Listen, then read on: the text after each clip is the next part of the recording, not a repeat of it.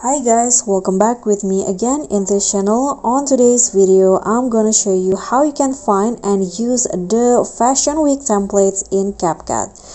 So for start, you can just go to the template tab on CapCut and then search for this keyword.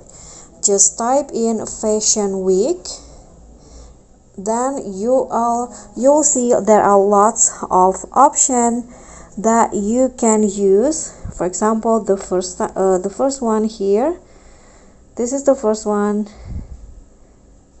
Okay, you can just choose which one to use.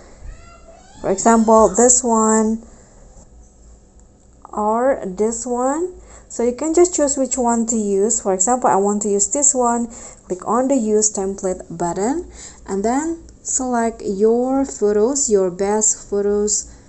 For example, I'm going to just choose this photos right here. Click on preview and wait for the effects to load.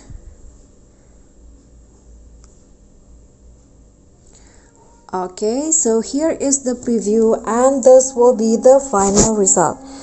Okay guys, so that's all from me. Thank you so much for watching. Please don't forget to like, comment, subscribe, and also click on the thanks button below. I'll catch you all on the next tutorial. Bye!